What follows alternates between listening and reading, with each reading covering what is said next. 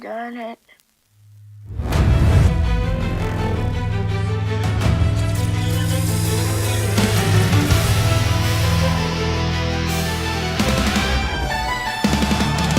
Overwatch and the Guardian, defenders of the truth. Overwatch and the Guardian, fighting from the booth. They'll fight for the real story, wherever it's hidden away. Overwatch and the Guardian are there every day. It's Overwatch and the Guardian against the narrative. The enemy fighting to save the day. They never give up, they're always there, forcing the normies to take red pills every day. Overwatch and the Guardian, defenders of the truth. Overwatch and the Guardian, defenders of the truth. Overwatch and the Guardian is the code name for the team that won't quit. Its purpose to force the normies to swallow the red pill against the narrative. A ruthless force determined to keep everyone asleep. They broadcast the truth on Rumble, on clouds dropping red pills every week. Overwatch and the Guardian, the narrative is weak. We can't let it end like this! It's too late. Defenders of the truth.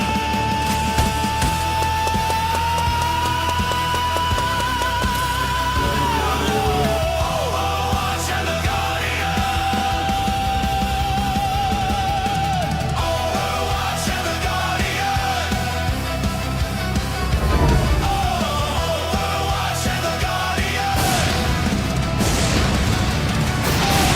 Overwatch and the Guardian. Gotta love it every single time. How you doing, brother?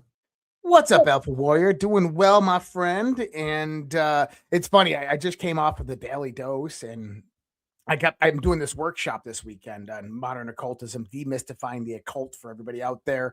They can be found on my website, redpills.tv. But I'm like, it's tomorrow, it's tomorrow, it's tomorrow. It's Saturday.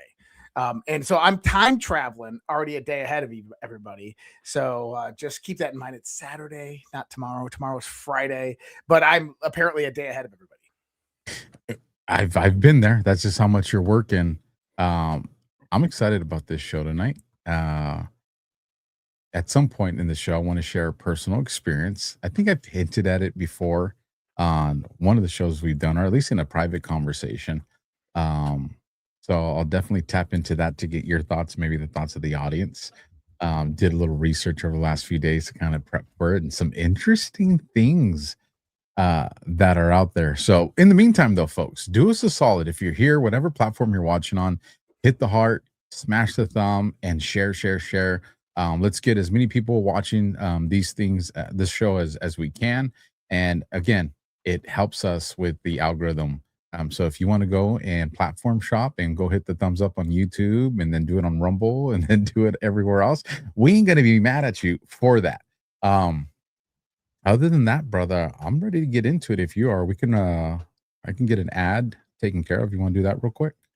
Yeah, no, go ahead and pay your bills. And are they still in the context? Yeah. In one live stream, and the second one will be rejected. Okay. Yeah. So go ahead and run your run yours. All right, here we go. You're going to see a QR code populate on the screen if you're watching over here on mine. And then when Josh does it, make sure you guys are going in and checking out in his description as well. Rumble Wallet, folks. Quick question. How much control do you actually have over your money right now? Technology has changed everything, and now it's changing how money works.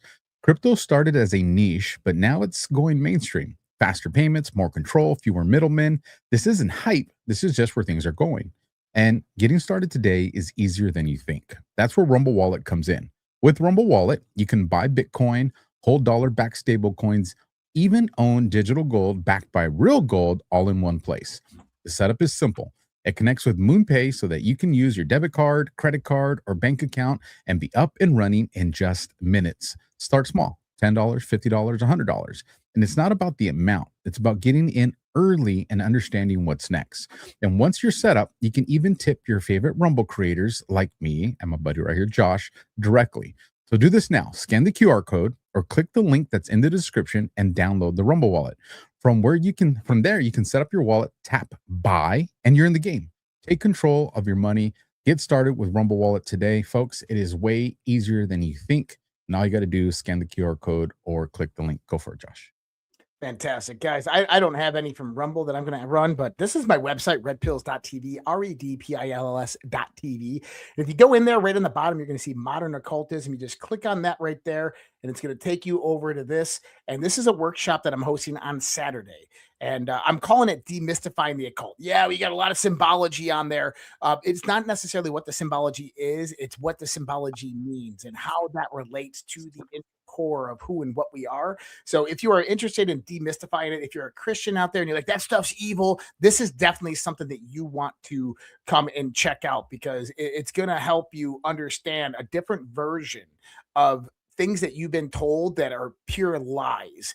And the way to look at the world of the occult or the esoteric is not in the context that it's taboo or something like this, or it's magical tricks or magicians and rituals and blood sucking and all this stuff, but instead that it is an ancient system of knowledge that has been around for millennia on this planet and held tightly within secret societies, both white and black, good and bad, and that it is knowledge, and knowledge can be wielded in many different ways. It can be wielded for the good, it can be wielded for the bad.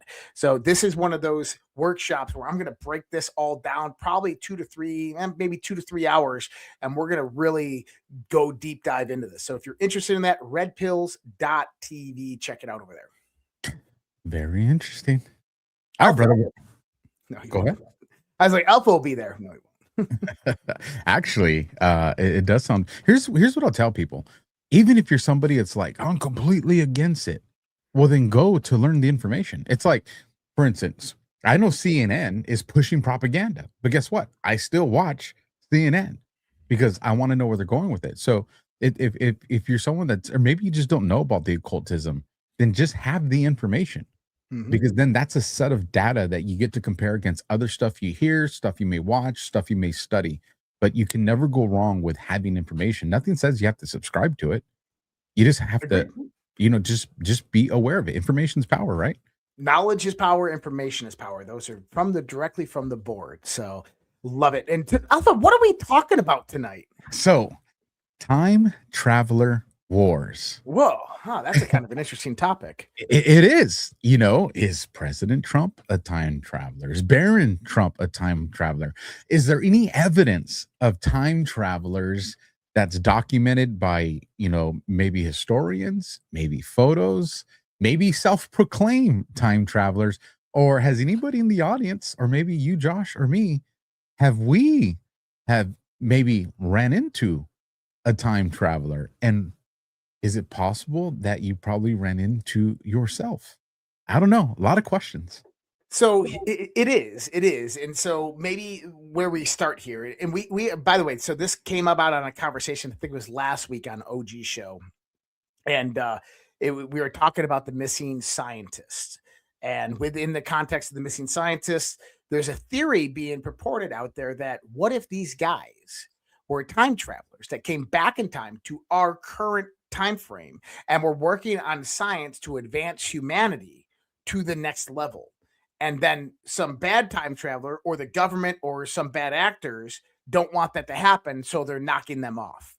And actually, I really like that theory. I think that is a really good theory. I mean, there's no substantiation of it, there's no evidence that supports it, but I think that it's a really good theory because we could actually visualize that in the weirdness of 2026 and this world. So Stennis Danis said the OG show. Yeah, Overwatch and the Guardian, OG show. So this is the OG show. But I think we start there.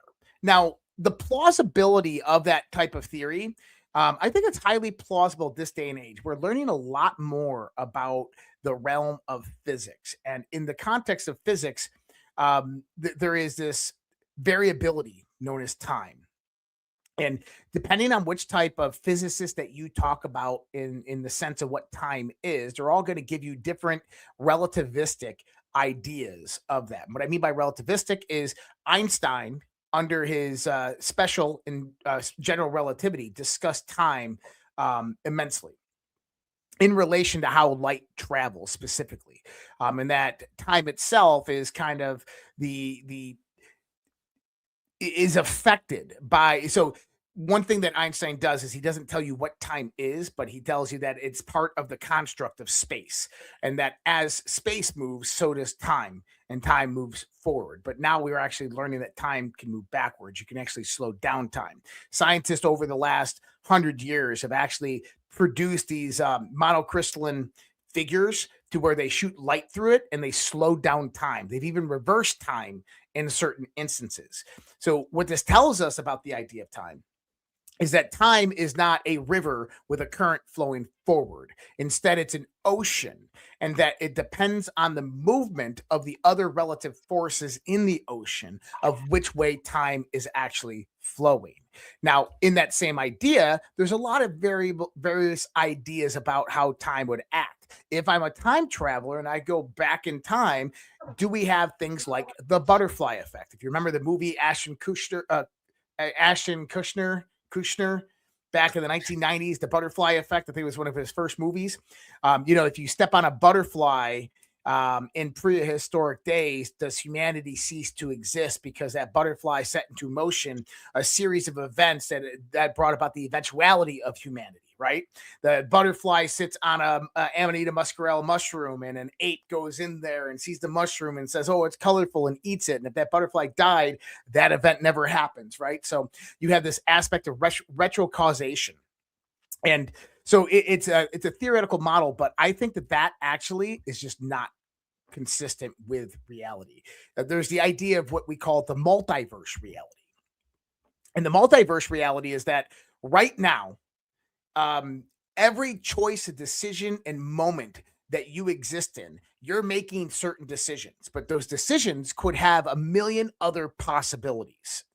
And if you go back 1 second, there's a million other possibilities. In another second, there's a million other possibilities. And you see the deviation of this web that begins to expand. And one of the ideas is that we exist in a multiverse where all various possibilities of choice and decision occurred at one point. And so this brings about time not as a linear stream, but as a fractal that fragments from the origination of your life and begins to fractal out in all different designs and patterns. And that brings about something that we can actually talk about called quantum jumping with Dr. Bruce Goldman, I think it was Bruce. I'll have to look up his name, but he passed away a few years ago. But amazing stuff because it actually works in what he's talking about. Now, that could be something else, psychological, archetypical. I don't know. I know people are like, whoa, you're going too fast, Josh. Well, there's a lot of stuff to cover tonight, but I want to get back into the time travel thing. But go ahead, Melfa. I know you got a question. No. So this is perfect, and I want to play this clip. I want to play it on early just in case we get a strike for it, but I think we'll be okay on this one because there's no music to it. It's a 2-minute clip, and it's from the movie I told you guys, the Tomorrow Wars. Oh, you're going to get us fucking banned on YouTube. We'll survive it. But it's I'm telling you, man, when I watched this movie, there was just something there. I mean, it's a movie, it's Hollywood, but all these movies have just a little bit of something that they're telling you. Now, first thing, let's preface this because we are on YouTube, and let's promote the movie. Yes. So the movie is the Tomorrow War. It is on Netflix. Yep. People can go watch it out there on Prime. And what's the studio that produced the movie? That's a good question. Let me see if I can find that out for you. Tomorrow Wars. I'm looking. Hold on. But you can't get it on Prime. That's for sure. That's where I watched it. I'm gonna have my answer 2021 faster than you. 2021 film. So it's by Skydance Media and with Phantom 4 Films, New Republic Pictures, and Light Entertainment Group. It was originally a theatrical release by Paramount Pictures, but the distribution rights were sold to Amazon Studios, which released it on Prime Video July 2nd, 2021. So all of the attribution to this to go to Prime Video and watch this movie, go ahead and roll the clip. And it's free. That's the best part. That's right. Dun, dun, dun, dun. Dun, dun, dun. Now you think about, again, it's a movie, it's Hollywood, but we know that there's a lot of soft disclosure in these movie clips. And as I was kind of researching some of these self-proclaimed time travelers, it seems like there is some stuff going on a long time from now. And when you look at one of the things, the concept that you provided here is, this multiverse, all these different world lines that could be unfolding, all these different data points, right? Are they coming back? Is what I guess what I'm trying to say is what we're seeing from Trump, what we're seeing from the White Hats, what we're seeing from a particular board out there that's referenced to 17, is all this prepping us? Because this is the timeline data point where we have a chance to get it right for the future. I know that shit sounds far-fetched, bro, but I mean, I don't know. So I like that theory because I think what if, right? What if that was true? And when you get into the idea of time travel, what if it wasn't some taboo? What if it wasn't this thing where if you go back in time, you're changing the future, right? What if everything produces a deviation within the timeline and produces a new aspect of the multiverse? There's a great show on Netflix, and I know we're talking a lot about shows, but like Alpha was saying, is the sci-fi shows are kind of glimpses into the future, and sometimes they're very similar to Soft Disclosure. It's called Peripheral. Have you ever watched it? I think I have, actually. That one does sound familiar. Okay, so the movie, the TV show Peripheral, takes place about. Funny enough, it's 2026, so 8 years in the future from now, 2034, and it's after a major civil war, and it's based upon. 2034 is an interesting date. Here, I'll buy you a couple seconds while you look it up. So the reason 2034 is interesting, and we're going to talk about this gentleman later, I'm sure. There's a guy by the name of John Titor. He's Titor. John Titor. And he talks about the year 2034 is when CERN developed CERN technology that ultimately leads to the ability to do time travel in 2036. That's pretty interesting as well. So the TV show Peripheral is actually based upon what's called the Jackpot series by William Gibson. Now, this is where it gets kind of scary. So the Jackpot series is a series of books that cyberpunk author William Gibson wrote. Now, the books are aligned with a series of events that are going to take place in the future. Pandemic, global war, civil war, global war, economic disasters, ecological disasters, and all of these things coinciding all at the same time, which reduce the population of the planet by 85%. And what happens is the elites prepare for it and then centralize power. And so what's going on is in the future, like let's say, I think of the years like 2150, a highly advanced civilization learns how to fragment time. So what they did is they fragmented time right after the first Civil War, and in America with Americans and Texans, and they created, I think what they call it's called a limb at a time, and they send this headset back to this Marine, and he kind of goes into this VR system. and he's walking around this virtual world. And he's like, this is hyper realistic. And they want him to run missions in this virtual world. Well, his sister ends up playing for him because his sister's really the gamer. And what she discovers is this isn't a virtual world. This is the real world just in the future. And that the VR headset is actually quantum entangling their consciousness with a synth body in the future of which they're controlling. But when you go into the William Gibson series, it's interesting that it came out in around 2012, 2013, 2014, because Klaus Schwab wrote his book, The Fourth Industrial Revolution, in 2014, and it almost mimics exactly what William Gibson talks about and what the show Peripheral is actually about, in the sense of how the Great Reset was supposed to happen. That's the scary part. Now, the technology they have there, they have like fake people, they have like holographic people walking around to make people not feel so lonely. It's a crazy show, but definitely worth the watch. Now, I bring that up because what if we were in a war right now, a time traveler war, and most of humanity was absolutely unaware of it?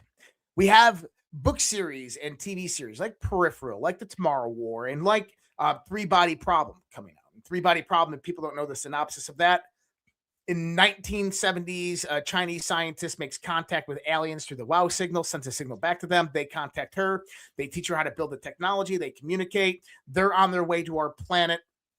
They send 2 quantum entangled protons, which they can expand out multidimensionally, and they build a supercomputer AI into them, and they send them to our planet, and basically they start suppressing all of our scientific research because they don't want us to advance to their capability because they're not too far off from where we are.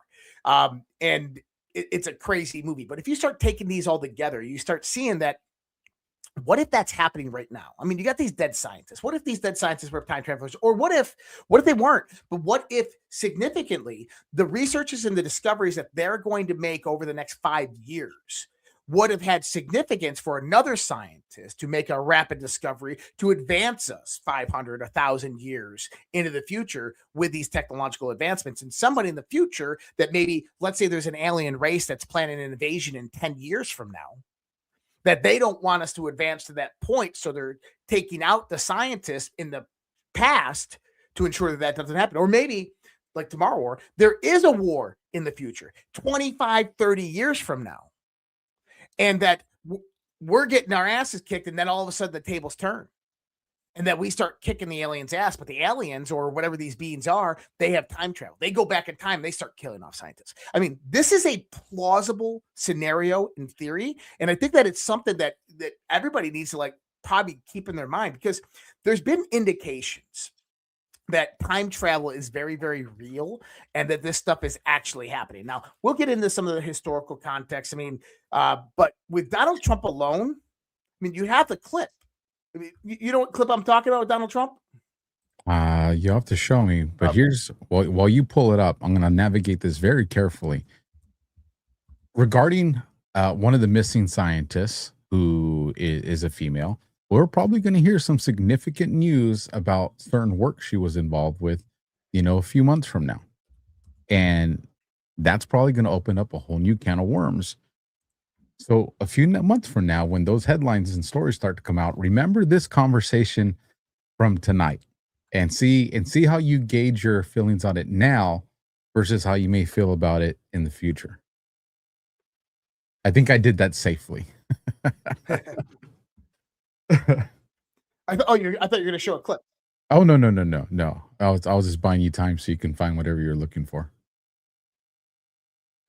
I was looking for it's not a clip. It was a quote that was apparently given to Donald Trump back in the 1980s, where he said that time travel was fun. And I'm looking for. Wait, what? Oh, you never seen this one? No. At least you refresh my memory, but that's not something that rings a bell. Oh man, I gotta freaking find. Well, I will say this: 6 years ago today, as a matter of fact. Yeah. 6 years ago today, Donald Trump puts out a post here, and I will quote this. I want to quote it accurately. Give me 1 second. You guys are going to be like, no way. So yes, definitely way. Let me see. It is almost there, folks. Almost there. Almost there.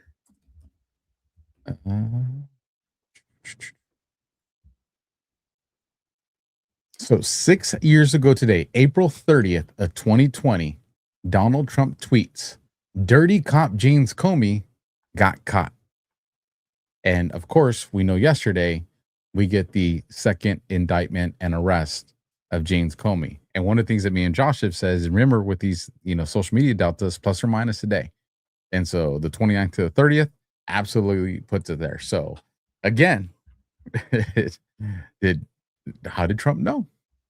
Well, I think that goes to the boards, and within the boards, there's certain things that I've hinted at that I believe is actually possible. Now, so in the context of time travel, there's two different perspectives here. There's predictive analytical software that utilizes machine learning or artificial intelligence that utilizes all of the behavioral analytics, all of the social media data, all of the geopolitical data, economic data that's happening in the world. It processes all of this, and then it can now map out what's going to happen over the next 3, 6, 12, 18, 24 months. That's a very real thing. The White House does have this technology. This has been confirmed a few different things, a few different ways. The Pentagon absolutely uses it. I believe Palantir is the one that operates it and runs it. But that is more of predictive analytics, which means that the further you get out in time, the less probable those types of events are to happen. The things that become very startling in the context of Trump and time travel. Number one is General Stephen Quast on Sean Ryan's podcast talked about the Trump family's connection to Nikola Tesla and how they got Nikola Tesla's technology through John Trump, his uncle.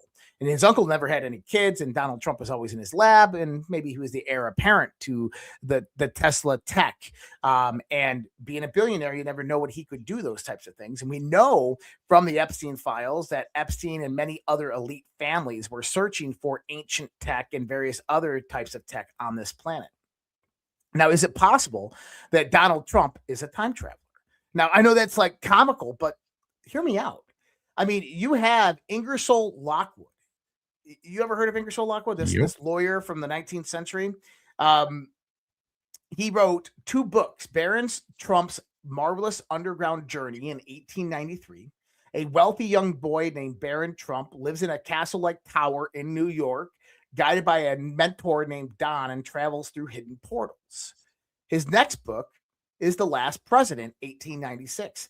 Massive civil unrest after an outsider candidate wins the presidencies. He comes from Fifth Ave in New York City. There's riots in New York. There's anti-establishment chaos, and he becomes the last president. Now, Ingersoll Lockwood was apparently a nobody, or maybe he wasn't. Maybe he was a time traveler. Maybe that's legitimate, or maybe there's something with human consciousness that connects people through time.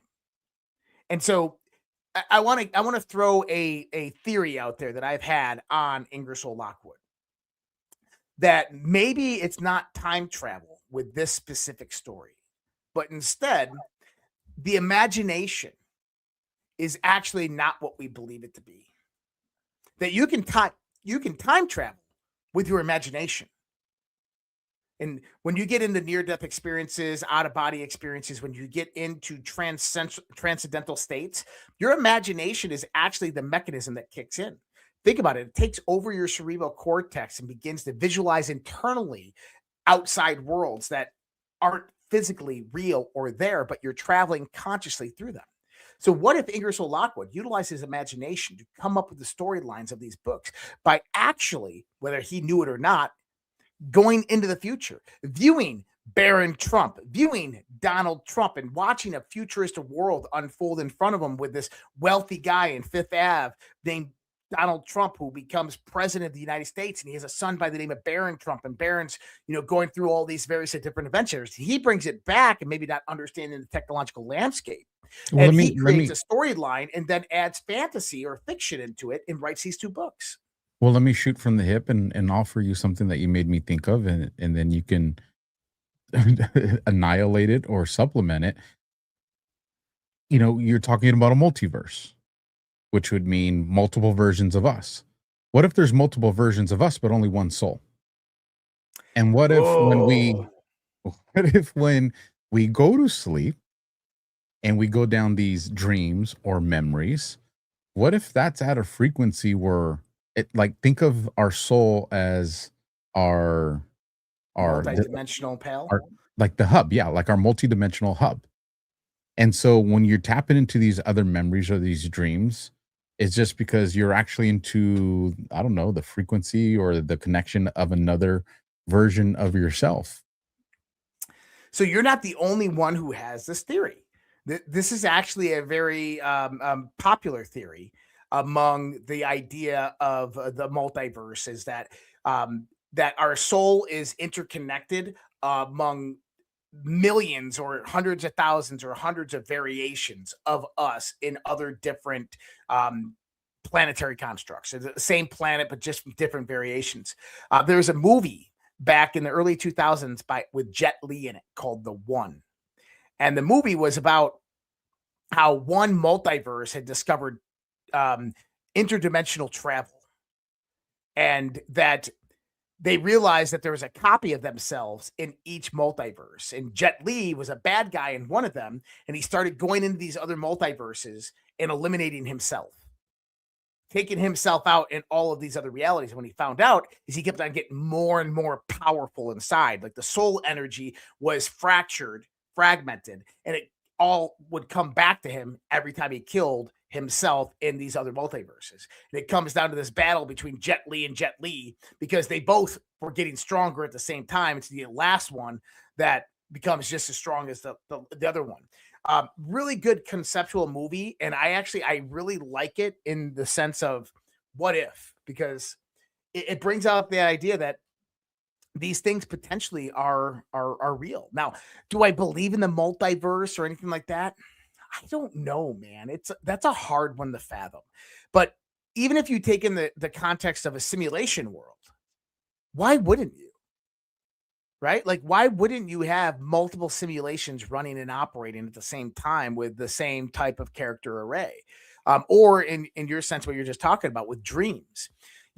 I think that dreams are the interconnectivity amongst us. I think that it not only interconnects us within a dream world, the dream landscape, whether we call that the DMT hyperspace or the spirit world or the in-between world or whatever. I do believe that you're onto something there with saying that if we were multidimensional in the sense that our soul occupied other Earths and in the same time frame, same linear time progression, but in different variations of who we are, that the dreams are where you would have certain things come through within that. I do agree with that, but I don't know if it's true. I mean, I don't know.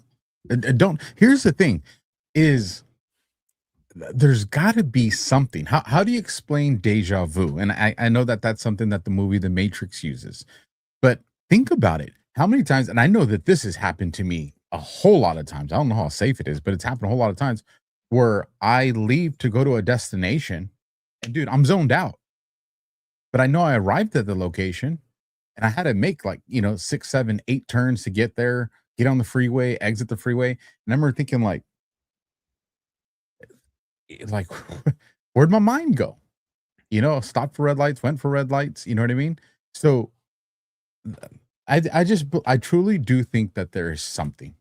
And if you would have told me 20 years ago, I would have said, if 20 years ago, if I'm watching this podcast, I'm like, you guys are nuts. Like, you guys have lost your mind. But I also wouldn't have thought about half the things that have been revealed to us in the last, 6 to 10 years. I would have never thought those things are legitimate. You have the president coming out, hinting about UFO disclosures. You have, congressional committees where people are coming out talking about non-human biologics. We just had a conversation with one of our representatives who comes out and talks about, genetic engineering.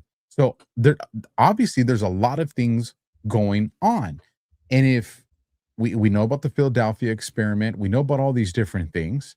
So you mentioned the boards earlier today. And and I don't remember exactly the wording of the statement, but you'll be surprised when you learn who you're talking to. I want to bring this right back to that movie of Tomorrow War, the clip that we clipped. What if we find out we're talking to A time traveler? in the future, a time traveler. Yep. It would explain the accuracy of these deltas, would it not? Well, I can actually contest that. I would say that we see the accuracy of certain deltas, but not all deltas. And when you're in the realm of probability and variability, we have to understand that it's there's 4,000 drops, and all of these drops have different variability of different contextual references and meanings that you can throw in there. But like the one that you just talked about with James Comey, that's crazy. But that could have been, Scavino going to Trump and be like, hey, have the DOJ announce it on this day, right? Like, could be. It could have been that, right? So, to correlate the boards and that, I don't necessarily go that way. But what if the DOD, when they wrote the boards, they used predictive analytics software, or they had some type of help? Have you ever heard the story of, and this is, I'm telling you, I think we are in time travel wars, and I'm going to explain myself here in a little bit on why this is. But have you ever heard the theory of Valiant Thor? Mm-mm. Let me see if I can find the picture. You're talking Thor, like Hammer Thor, right? No, this guy's name was Valiant Thor, and he is an enigma of the Cold War era. And I'm going to pull up an image right now, and then I'll kind of explain this to people. And this is what is believed to be Valiant Thor in the 1950s at the DOD. This gentleman right here. So he's one of the most famous Cold War era contactee legends. The story claims a highly advanced being arrived in the United States in the 1950s, met with military intelligence officials, and offered humanity technological and spiritual guidance. So he arrived around 1957. He said he came from Venus, common in older contactee stories. He allegedly met with officials in Washington, D.C. Some versions claim he stayed at the Pentagon for years. He supposedly offered solutions for war prevention, clean energy, medical advancement, spiritual development. It was popularized by Frank Strange's book, The Stranger in the Pentagon. Now, there has been a lot of kind of theories on this guy that, number one, they have very long lifespans. They live 200 to 300 years, that he still exists in Washington, D.C. today. That when he says that he's from Venus is more of kind of a folklore type of idea. But if you've kind of gotten into alternative theoretical models on planetary development, it doesn't seem too far off. Yeah, General Flynn that said we had an extraterrestrial government. That's right. We have an extraterrestrial government. And I think that this is what I'm going to go off of. And well, before we get into the time traveler wars, what I really do think is real and it's potentially could be happening right now. Okay. I mean, you have the story and the enigma of Valiant Thor. Around that same time, you have other stories of Cold War stories that came out. Have you ever heard of the USS Eldridge? That does sound familiar. Okay. In 1947, in the Philadelphia shipyards, the USS Eldridge was apparently a part of something known as the Philadelphia experiment. Okay. And don't get me wrong, there's a lot of mystical, fantastical lore about this. Now, one of the things they said is that the ship was observed in Philadelphia Harbor with these big black magnetic cables wrapped around it. Okay. Now, if anybody has ever been in the Navy, that's actually pretty normal. It's called degaussing. And what we do is we wrap these big magnetic, so these cables, black cables like this thick, and divers go underneath the ship. They bring them up and they circle the whole ship as one big coil with these copper lines. And then what you do is you turn them on and you demagnetize the ship, because the ship gets magnetized as it travels the ocean. And so it's called degaussing. So the first claims of the USS Eldridge in the Philadelphia shipyard with the big cables around it, that's not crazy. What's crazy is that there's eyewitness accounts and witness testimony that they started doing experimentations on this ship to try to make it invisible to the eye, or invisible to radar. They wanted to make it invisible to radar, and so they were dealing with various different types of degaussing methodologies and other methodologies of high energy transformers. And one of the guys that was helping him with this project is actually one of the inventors of the modern day computer, John von Neumann. And apparently the story goes is that they had the crew on the ship and everything was all hunky-dory, and they turned it on and the ship went into complete blackness. Everybody on the ship was like completely baffled. They had no idea what was going on. Some of the people got embedded into the side of the ship. Some people jumped over the side of the ship into a black fog. What happened in Philadelphia is the ship just disappeared, and it apparently showed up in Norfolk Harbor and then disappeared. And then when the ship came back, there was people embedded halfway into the wall, like there's temporal displacement.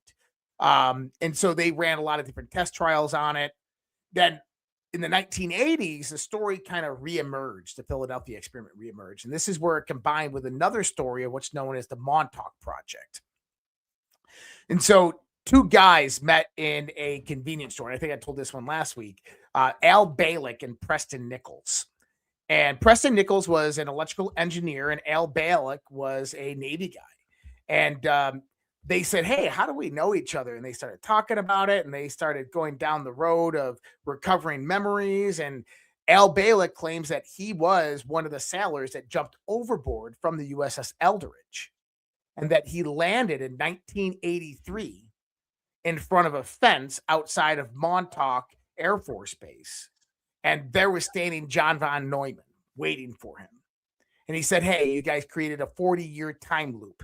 I need you to come with me. We need to shut off the machine on the ship to close the time loop. And Al Balick goes on to describe that he's taken into the Montauk Project, into the Montauk Island, to what's known as the Montauk Project. And this was a project on time travel. And so Preston Nichols is part of this project as well. Now, what happens here is really, really interesting. That Al Balick goes back, he shuts off the ship, closes the time loop, and then he gets brought into the Montauk Project. In the Montauk Project, they have something known as the chair. And apparently the chair was taken out of a recovered UFO. But the chair is kind of consciousness driven. That when you sit in the chair, your consciousness drives the technology and the mechanism of the chair. So one of the stories was that you would sit there and you'd think of an apple, and an apple would manifest in your hand. Well, Al Balick goes on to describe how he was told to time travel 2,000 years into the future.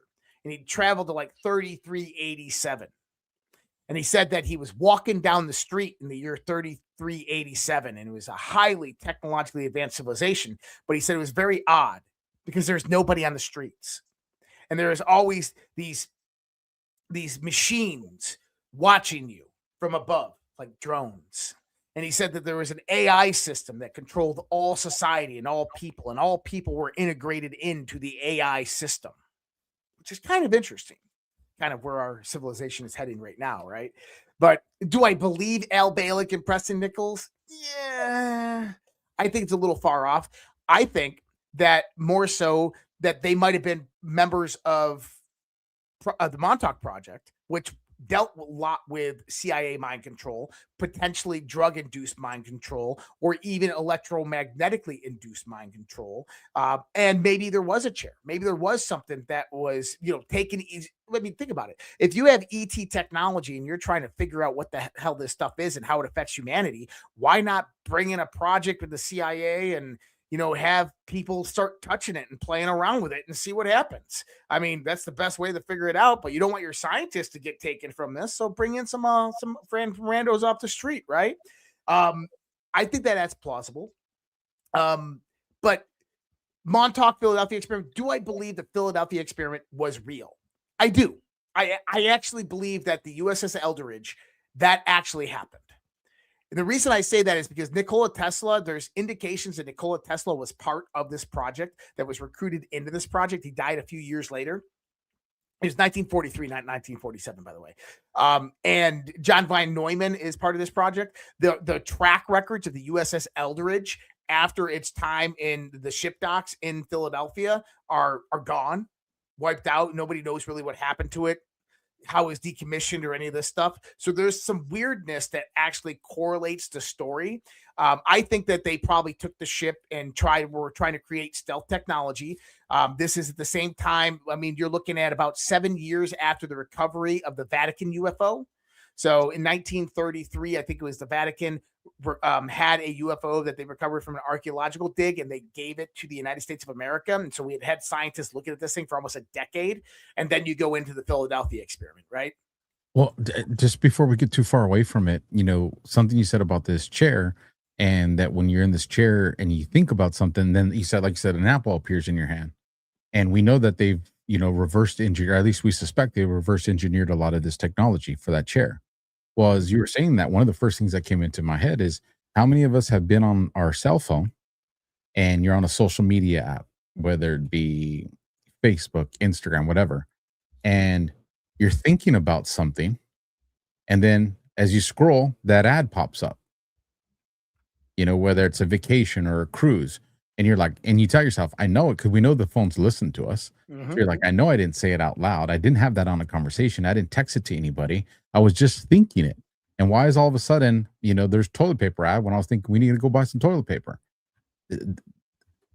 Could that be some technology that was reverse engineered, from that into something simple? That's marketing. It's a moneymaker, right? So do I believe that cell phones themselves and computers themselves are reverse engineered technology? Yeah, I absolutely do. Reverse engineered or re-engineered technology. I absolutely do.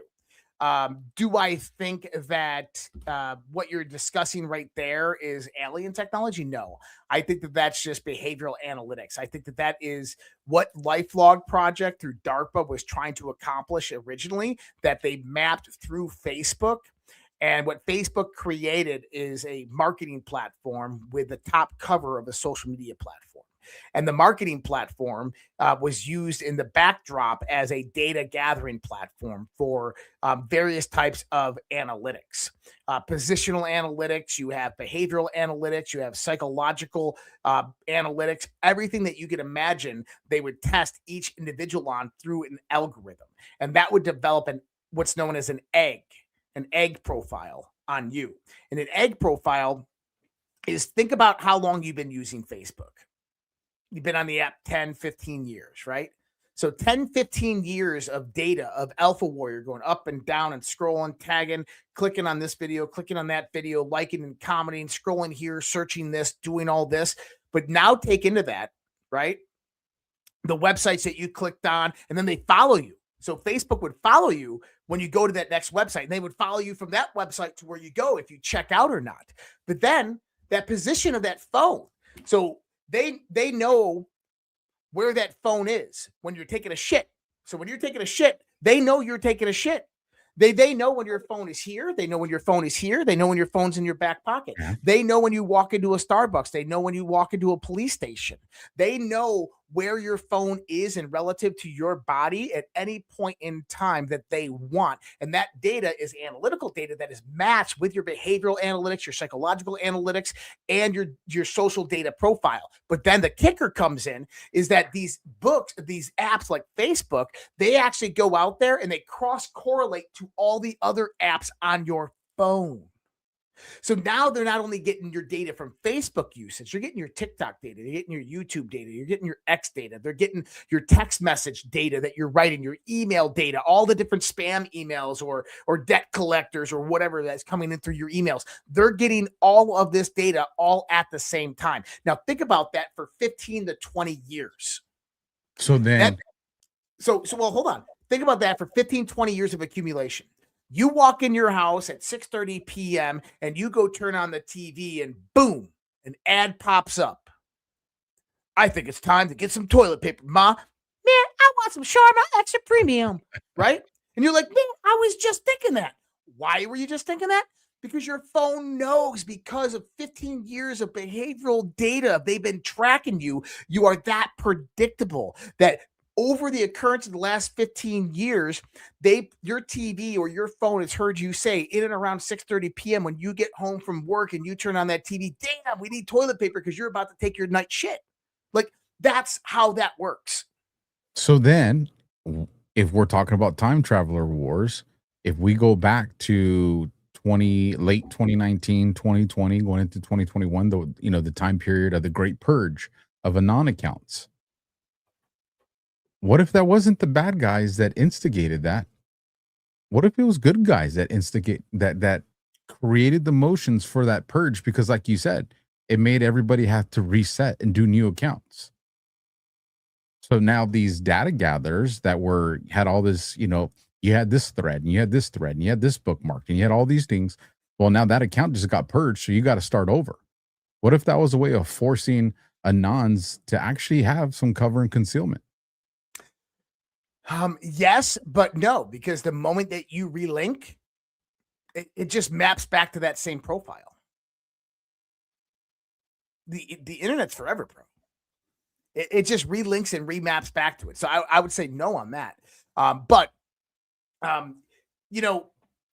technology starts to show us what can be done with the world and manipulation and these types of things.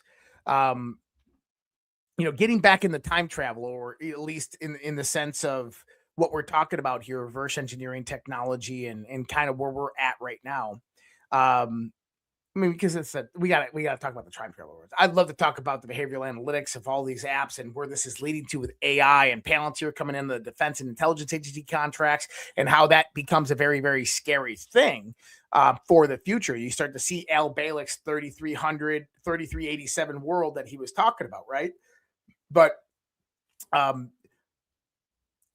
there's another person, and this is actually one of the dead scientists that are being named, and her name is Amy Eskridge. Now, you were talking about Amy, I think, last week. Now, there's a 3 to 4 hour long video on YouTube that was released after her death. And the video is a conversation between all of these various different exotic technology and UFO researchers that are preparing for Amy to release her paper on anti-gravitics that she believes that she's figured out. And they're all talking about it and kind of going through it. And she's just laying it all down. She's throwing all of these people in the UFO, in the military, and in NASA, throwing it all out there. All the stories she's heard, she's telling everything. It's well worth a listen. There's a part of it where she says something quite interesting. Now, I have my own theory on this, and I'm going to bring that into context here in a second. But she talks of what's called, I believe it was called P49s and P51s. And she goes, from what she gathers, that these are people from 49,000 and 51,000 years in the future on Earth. And that at some point in time, Earth goes through a series of cataclysms over the course of the next 50,000 years, which causes humanity to move underground and build deep cities underground and live in caverns. But the population is significantly declined, even though we technologically advanced. And that these P49s and P51s are coming back to our time frame and repopulating here. And they look at us as little children and very, very arrogant to the world because we don't know what's going to happen. And it's actually the things that we do over the course of the next 100 years set the cataclysms that affect them into motion. And so she was saying that they are coming back here to stop that from happening by populating our world and trying to remove us and eliminate us. She says something around those lines. Now, here's my thoughts on it. I don't think they're from the future. Do I think they're here? Yeah, I do. But I don't think they're from the future. So do you remember when we talked about how Biggleson said that he was talking to James Fox in a private conversation? James Fox came out and talked about this. He said they walk among us and they look like us. And then we go into the sense that it's not that they look like us, it's that we look like them, right? Well, ask yourself, If 50,000 years ago there was a civilization on this planet that was human, would they look like us? Yeah. Would they be our progenitors? Yeah, because we came from them. Would they be, if it was the Atlantean, Lemurian society, that type of thing, would they be highly more technologically and spiritually advanced than us? Yeah, absolutely. So what if they resolved time travel? What if they knew that there was a pending collapse of their civilization coming due to climatic changes, due to an asteroid, maybe the moon, who knows what it was been, something that they couldn't technologically stop, and they knew it was going to happen? What would they do? They would pick time points in the future. And so let's say they have a population on the planet of 2 billion people, and they could only reallocate 1 million people. What would they do? They would pick various different points in the future to reallocate the people, the most important people of their society. They're philosophers, they're scientists, they're lawmakers, right? The most important people that are beneficial to society, they start reallocating within society into the future. So now I want you to go back, and I want to teach, I want to show you a little something that's very, very interesting. After the Dark Ages, we come out for a period of about 50 years. In this period of 50 years in Europe, we call this the Renaissance. And this is where the majority of all the Gothic cathedrals all throughout Europe are built. Now, the question comes about through anthropologists and stuff like that is, why didn't they build them after that? And the reason is because all the people with the knowledge died. Especially when you get into the frequency of those bells from those cathedrals and how they did healing. That's right. So think about this. For just a short generational period, 50 years, the knowledge came in, they built these great cathedrals, and then those people died off and never exchanged that knowledge with anybody else. Nobody else ever had the capacity. That knowledge didn't return until like the late 1600s, early 1700s. How is that even possible? Well, what if we have rumors of secret societies, that Vincent van Gogh was a member of a secret society, that various different Isaac Newton, member of a secret society. All of these guys were parts of secret societies and occult knowledge. What if they were the transplanted time travelers from 50,000 years ago that moved in to that time period? And they wanted to advance culture and advance society. So what they did is they looked at culture and society at that level, and they said, hey, let's try to innovate. Let's give them ideas. Let's spark the imagination of man. Let's go out there and build these great cathedrals. But then that person dies and the knowledge is lost. Think about it. Think about all the spurts of technological progression that have happened over the course of the last few hundred years. Nikola Tesla. Think about it. Nikola Tesla. We got the story of Nikola Tesla. I would speculate, and I think this is reasonable speculation, that people with this type of knowledge and intelligence would know, I'm going to die eventually, so I should probably document this and write it in a book. Well, now let's go back to 50,000 years ago. They got time travel. They got looking glass technology, right? I don't like to call it that, but let's just say they have looking glass technology. They can see into the future, so they know where they're placing their people, right? So let's say that there's this guy 50,000 years ago in Atlantis, and he's coming up there, and he's a lawyer, and he's just high class society. He's an author. He's written many books. He's very knowledgeable on society and storytelling. And he comes in and he's like, "Hey, let's pick your spot in where you want to go." And he goes, "Well, I don't know. Let's kind of look." And he views like 5 different time frames. So let's say that he views like 1820. Let's say he views 1950. Let's say he views 2020. 2025. And he comes back and says, you know what? I want to go to about 1893, 1894. And they put him in 1893, 1894. And he comes out there and he inspires a generation by writing 2 books, The Adventures of Baron Trump and The Last President, because that's what he saw 50,000 years ago when he was looking through looking glass technology to see Donald Trump as president, and he's giving hints, leaving the hints along the way. I mean, plausibility. I mean, we got to look at it like this. Now, what if they're here today? What if they walk among us today?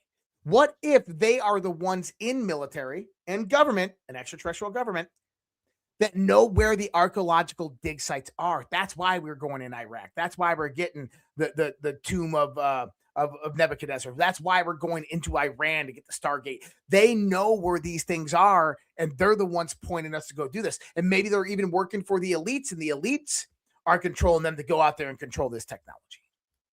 And then there's a bad segment that knows the same thing, and these people are at war with each other. And there's these people are at war with each other. Not every plane crash is a plane crash. That's right. And see, typically when we look at time travel, we always think that, like, oh, in the future, we're going to develop time travel and come back.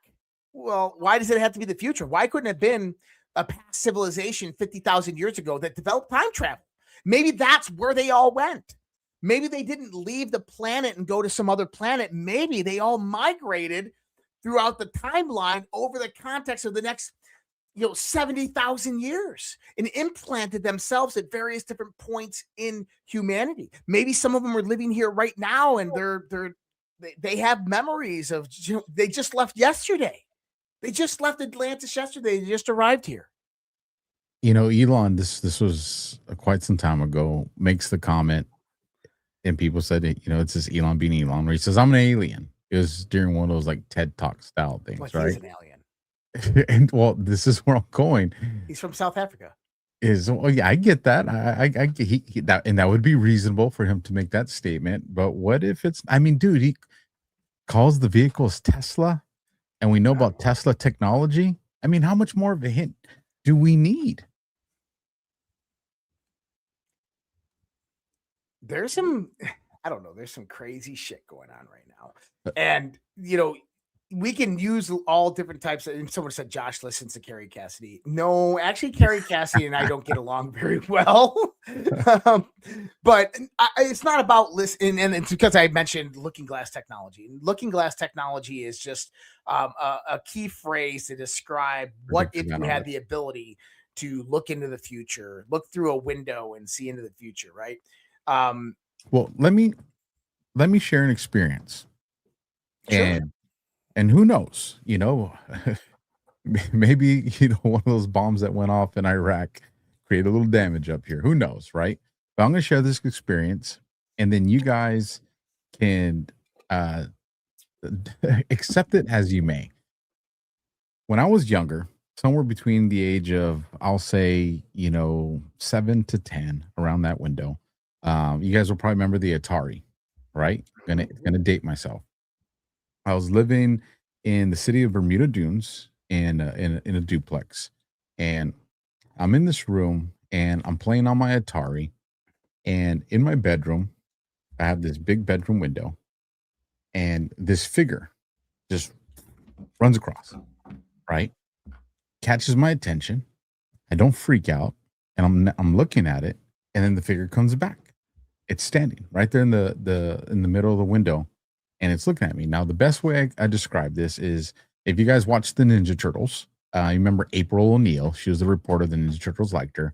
The color of her jacket, that yellow jacket. Well, this person's wearing a flight suit that looked extremely futuristic to, again, I'm a young kid, and it was the color of April O'Neil's jacket.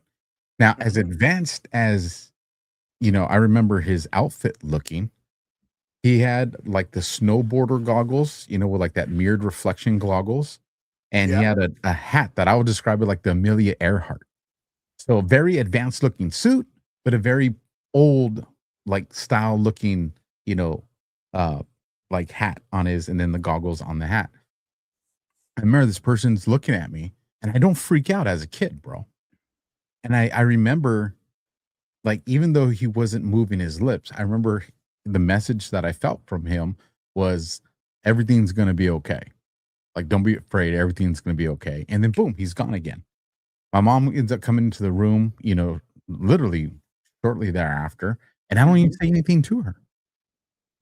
that's uncharacteristic of me, especially the way I was raised. And that's the end of that story. Now, why do I bring this story up? We rewind it to the last few years, and I'm in my bathroom, and I'm washing my face with water. And funny enough, my beard was right around this length, a little bit longer probably. And as I come up from washing my face with water, I look in the mirror and my heart just drops in my stomach, bro. My heart drops. I don't. The audience is gonna think I'm crazy. Maybe I am. And no, and the funny thing is Maggie says, so Alpha dropped acid as kid. If y'all know me, you know Alpha don't play with those things, right? But the reason my heart stopped is when I look in the mirror, I got an immediate flashback. And as I'm looking at my face, I go, holy shit. That's the face I saw when I was a kid. Huh. It was my face. That's interesting. And so I don't say shit to anybody, right? Because I'm like, hell nah. I'm not trying to have people think I'm nuts, right? So then I end up getting introduced to this guy. And he's well-versed on someone who understands the Galactic Federation and Palladians and all this stuff that I have no clue about. I remember this. Yeah. And long story short, we go into that. He tells me some information, but he starts to share this experience he had when he was young. And I haven't told him anything. And remember, I haven't told anybody about this story. And he starts telling me about an experience that mimics mine, except literally the only difference between our stories was the flight suit he saw in the dude that later on he figured out was him. It was like a purplish suit. Other than that, his story mimics me. Dude, I've never met in my life. Never met in my life. And I'm like, how in the world? So I'm sitting there and I haven't told him yet, but I'm just like, my heart's racing. We're on a like a FaceTime call, Zoom call. And my heart's racing because I'm like, this dude don't even know what I'm about to drop on him. Like, he probably won't even believe me. He's going to think that I'm just mimicking his story. You know what I mean? Like, yeah, I go into detective mode, right? Listen, you guys make of it as you will, but that's my experience, bro.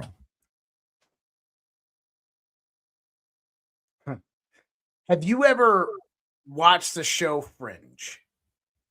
Fringe. Joshua Jackson, Anatov.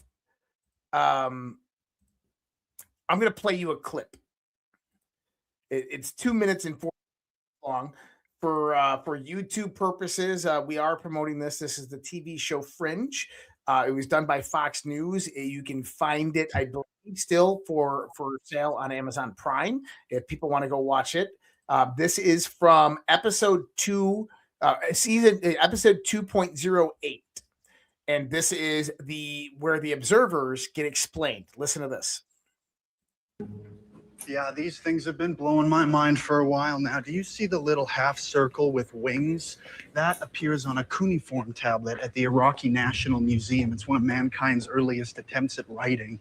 And do you see this little triangular curlicue thingy? That's etched on the Iron Pillar of Delhi, 900 BC. It's pretty weird, right? So Nina Sharp says you're FBI too. You don't look FBI. So you have no idea what any of them mean? What the symbols mean? Yeah. No, I have no idea. But I found something else.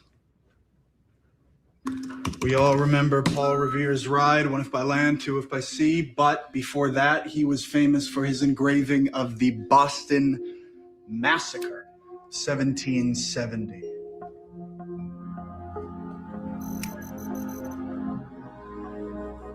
Oh, come on. Well, that could be anybody. Marie Antoinette, 1793.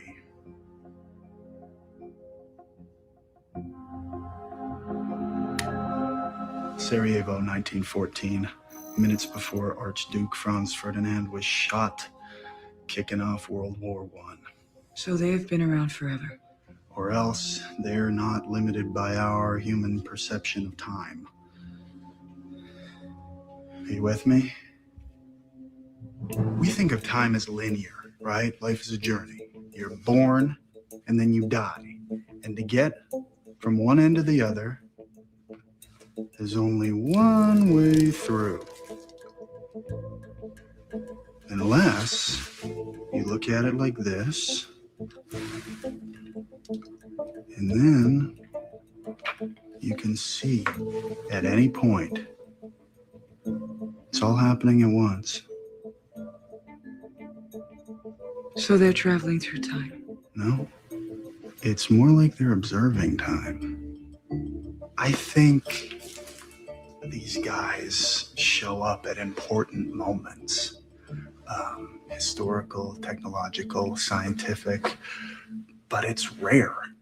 Maybe 24 different definite occurrences in the past 5,000 years of human history. But recently, I've charted 26 sightings in the past 3 months alone. It kind of makes you wonder. Why now? All right. Oh, the $1 million question, bro. So that show is from the early 2000s. And who were the observers? They were us. Basically, the way it's described in September, one of the observers, they observe all these histories. And so basically what happened is Walter is a scientist, a mad scientist, right? And his son is dying of a rare genetic illness, and he's trying to cure the illness. And he's in his lab testing, and he's got to wait for this color to this lab test to turn like a purple color. And what happens is he sees out of the corner of his eye the observer in his office, and he turns and go, "Hey, how can I help you?" And he misses the transition of the chemical, and then the chemical goes away. He turns around, the guy walks away, and the observer, through observing, got too close and ruined a moment in time in history where Walter Bishop would have saved his son. This causes Walter to basically deviate from the normal schedule of time. And he realizes that we live in a multiverse, that there's an alternative universe right next to us. And he wonders that, I wonder if the other Walter in the alternative universe has a son that's sick too, and that he's working on it. He's been watching it. He's been watching this guy do the work. So he develops a rift in time and goes through the portal, steals the son to bring him back.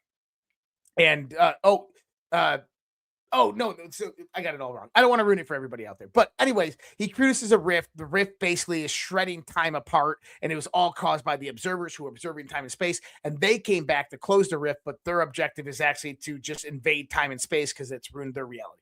It's a messed up show, definitely worth the watch. But the time travelers, basically what they say is in the 2030s, genetic modification technology is developed, and they increase the intelligent capacity of the human brains by suppressing emotion. So by eliminating emotion, the emotional parts of the brain, they increase intelligence. And then they master the universe. They go back and watch the birth of the universe. They master time. They can time travel, and they become highly technologically advanced, but they lose their humanity, their emotion. But then September, there's a twist, a caveat to all of this. But people either go watch the show if they want to learn about that. But I look at it as, what if that's what we're actually dealing with today? What if the massive cataclysm that happened back in the Atlantis time frame was something like this? There was a lot of different stories that have come out about Atlantis and stuff like that. But, many people believe it was an asteroid impact that destroyed whatever civilization was here 50,000, 25,000, 12,500 years from now. But what if it was something that they did, some technology? All of the pyramids around the world seem to be interconnected, and they seem to have been some type of technology that was abruptly destroyed. What could have destroyed them? Could have been like a power surge that came about through, the technology going array, or something happening within it, some sabotage. A bioweapon. A bioweapon, right? Who knows what it would have been? But I like to think that the people that were highly advanced in the past are actually the ones here now. That's my theory. But there's a bad guy. There's always a bad guy. There's always a bad guy. How would we know the difference? because you got to remember, typically we gauge good guys and bad guys by those that have our interests and end goal are the good guys, and those opposed to it are the bad guys. But what if our mission that we're going down right now, like Palantir technology and these other things that are coming out, we see this as great. And so that there's a version of us that's, time traveler wars is here, and they're opposed to it, but they're not opposed to it because they're bad guys. They're opposed to it because they know the path that it leads down destroys humanity. And so now we see them as an, opposing force, but they're not. Like, I don't know, man. Shit gets confusing really quick. So let's also look at it like this. If there was time travelers throughout history, would we know about them? Would there be indications? It's documented in the Bible. We just don't call it time travel. I mean, well, let me be careful how I word that. There's stories that could be interpreted in the Bible as this. We were told that he went into a dream and he had a prophecy. Well, how would you describe time travel back then with the vocabulary that you had? Or what about, the chariot, with bright shiny wheels that comes and picks up, Elijah? How would you describe a UFO if the word UFO don't exist back there and your mode of travel is wagons and chariots, and chariots are the upper class and more fancy? I mean, there's stories that could, a dragon breathing fire from the sky. How would you describe, being taken into the future and seeing an Apache helicopter firing Hellfire missiles, right, in a war? How would you describe a machine like that as a beast in the sky breathing fire? I mean, I don't know. I'm just providing, theory. So, have you ever heard of the man from Torrid? Sounds familiar. The 1950s, a man arrived at an airport in Japan, said to be Tokyo. He presented a passport from a country called Torrid, Taured. Officials checked maps and found no such nation. The man insisted that Torrid had existed for over 1,000 years and pointed to it on an area of Andorra. He was detained by the hotel under guard. By morning, he vanished. No trace, no country, no explanation. Okay? That's one incident. And that's another lore story that still exists today. Give you a few others. And, I went down a lot. I had to take notes for this one. Not stuff you can remember. So you have the Moberly Jourdain incident. Two women in Versailles claimed they walked into another era and saw people dressed in the 1700s clothing. Rudolph Fentz, man supposedly appeared in Times Square in old clothes from the 1800s and was struck by a car and then died. Man appeared middle of Times Square, struck by a car wearing 19th century clothes. Chaplin film, Cell Phone Woman. So there's footage from a woman appearing to talk on what looks like a cell phone in a Charlie Chaplin. Yep, everybody's seen that one. Here's an interesting one. Have you ever heard of the Andrew Carlson story? Talk about this. Actually has a lot of credibility. This was something that was actually tracked by the news and media. A man by the name of Andrew Carlson turned $800 into $350 million by making 126 perfect trades on Wall Street. He was arrested, and this is in 1983, I think, 1983, around that time, 1983, 1984. He was arrested, and they asked him, who was he? And he claimed he was from the year 2256. He was a time traveler. They asked him, how did he know the market outcomes? He says, because I'm from the future. I know what happened in the past. He offered technology and cures in exchange for his release. They left him in the room the next day. Gone. Disappeared. Unclaimed $350 million. Unclaimed $300. And then John Titor. Talked a little bit about John Titor. You know, John Titor's story. I mean, he went on Coast to Coast AM. It started on internet back channels, This one fascinated me, man. old forum boards. And it was so interesting because I remember the days of John Titor. And for anybody out there who doesn't remember John Titor, he was explaining the physics of the future, things that we know now that weren't known then, quantum entanglement, all these things. He was talking about them back then to a T. He showed pictures of light bending through gravitational manipulation, stuff that we can't even do today. He showed the technology. He showed his time machine.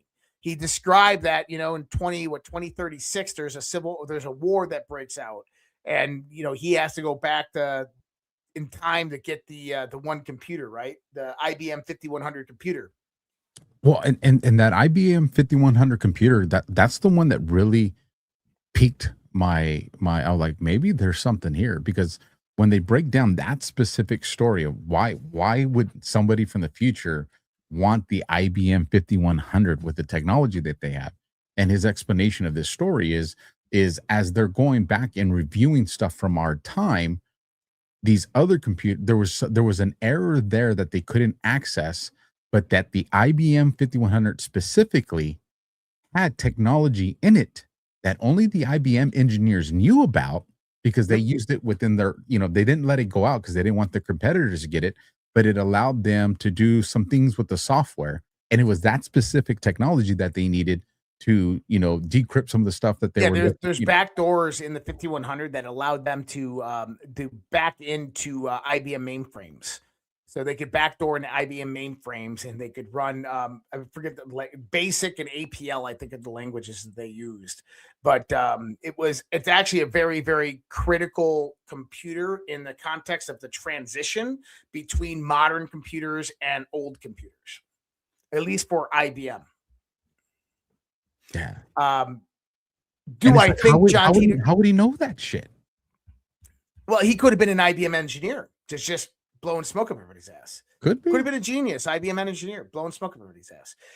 But the most interesting thing about the John Titor story, and this was sent to me back in around 2014, 2015, because you got to remember, this is 2036 when John Titor was coming out, right? Well, and he told them he was born in Florida. I think he was born in Pensacola, Florida, right? Well, if that's the case, that means that John Titor exists on the planet right now. And somebody, I forget when it was, I don't remember the time frame, but the story wasn't, I believe it was on a Coast to Coast AM update on one of the guys that was researching John Titor, that this researcher hunted down the Titor family in Florida. And they had a son named John, who would have been the same age as John Titor, who came back in time. And that John Titor, the time traveler, apparently had already contacted them. No shit. Because you got to remember, he's stuck in this timeline. And nobody knows where he is or who he is. Because he can't go back. But what he did is he got the 5100 and he put it in a place that they would know where it is. What happens when his current self gets to the moment when he left to come here? And they both exist. I don't know. Well, he would be, this version of him from the future would be older because of time. Well, I mean, let's also what I'm saying is, does he get to go beyond that moment? Is kind of, well, yeah. So think about how this would work. Is if he goes back 40 years, right? And so he's born here, he's still living, and all of a sudden, boom, he's alive, and then he time travels. Now only one exists again. And maybe it was himself that did it, got him introduced to it. What if that was the loop of oh, dude, yeah, right? Dude, that it was yes. his past future self, his older past self that recruited him into the program for time travel in the first place, told him everything he needed to do, how to survive, how to get through the transition of the 21st century. And then he goes back in time and he becomes that person. And it's just this big loop. And that this man only exists between the small variation of time, even though he lives to be an old man. It's Groundhog's Day for him every single time. Yeah. That's crazy. wild. That is pretty wild to think about. That's also infinite. It is. It's a time loop. So let me ask you this. Do you think time travel's real? I do. Do you think time travel is being used today? I think time travel is in play today from somewhere else. I agree with that statement. I don't think that we have the technological capability today. And if we do have the technological capability today, it is highly, highly guarded, protected, and under wraps. And not to be fucked with. At least that's my thought. It's the kind of stuff you go to war over. That is the kind of stuff that you go to war over. And I think that a lot of what's happening right now in the great transition that we're going through is about technology, but it's about a different type of technology. It's about the control of artificial intelligence. Now, if we take artificial intelligence and we move to artificial superintelligence, which, by the way, we are in AGI right now, artificial general intelligence. We can move the artificial superintelligence at any point in moment right now. The moment we hit ASI, artificial superintelligence probably could figure out time can travel and probably could develop a machine to do time travel. So in the context of John Titor's story, it might actually be very real. Remember that movie clip, folks? Tomorrow Wars. We're here. But I like to think that an ancient civilization that was on the verge of destruction had figured out time travel. They could only send so many people into the future. And so what they did to help humanity rebuild is they sent people into the future at various different points in time. Now, what this also correlates with is with mythology. You ever heard the story of Hermes Trismegistus? Mm-mm. So Hermes, Thoth, the Egyptian god Thoth, right? He's the one who is said to have lifted the veil of Isis in the post-Diluvian world, that he was Thoth the Atlantean. Now, this is the post-Diluvian war. This is 10,000 years after Atlantis. How is he still alive? Remember, you ever heard the stories of how the Egyptians were really the Atlanteans, and then they migrated up to Ireland and Scotland? The question is how did they survive that 10,000 years? Well, what if they didn't? What if they time traveled to that point in time and space? What if they were put on that planet to regenerate civilization, humanity? Think about in Sumer in the Fertile Crescent. 8,000 years ago, humanity just reappears out of nowhere and starts civilization. They start agriculture all up, domestication of animals. Out of they go from living in the woods wearing freaking leaves on their balls and hunting buffalo with spears to civilization, agriculture. Well, what happened? Well, if you go to the Indus Valley, what you learn from the Indians, the Hindu people, you know what they say? Tell me. They say a race of white humans came down from the Caucasus Mountains. Now, that's interesting because what are white people called? Caucasians. Caucasian. They came from the Caucasus Mountains. And they came down from the Caucasus Mountains and they taught them astronomy, mathematics. They taught them science. What if those people, and by the way, this is what established Indian culture in Indian society, and that they claimed that they were spiritually and technologically advanced civilization. So what if that those people that came there were the Atlanteans who were temporally displaced 12,000 years into the future? And their objective was to find cultures and help them develop, to restart humanity after the great cataclysm, after the ice had begun to melt. And that not only did they put them 8,000 years ago, they put them 2,000 years ago. What if they sent one of their guys who was very spiritually advanced technologically advanced, who knew the secrets and the mysteries that they had discovered through their 50,000-year-old civilization. And they sent them 2,000 years into the future, or they sent them back 2,000 years ago in our current timeline. And what did they do? They killed them, hung them on the cross. Just saying, you never know. Someone chat's yelling at us to go look at Anna Paulina Luna. Let's see. X account.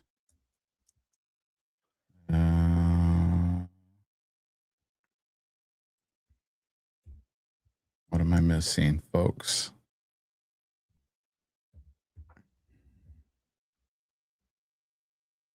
Let's Anna Paulina Luna. I got it right here. Oh, read the Book of Enoch. Yeah. I'm looking at her government one. Let's see. 5 hours ago, I'm hearing some members are upset about the blowback that they're receiving from their constituents. Newsflash. She did a lot of reposts. She hasn't posted on her personal in 9 hours, 11 hours, and 12 hours. I think what they're talking about is she said, read the Book of Enoch. Yeah, I'm not seeing anything. Let me see if I can find that person who said it. If you hit the link, drop the link. I'll make it when you want us to see something, folks. It would definitely help if you drop. But the anyways, yeah. Going back into the conversation here,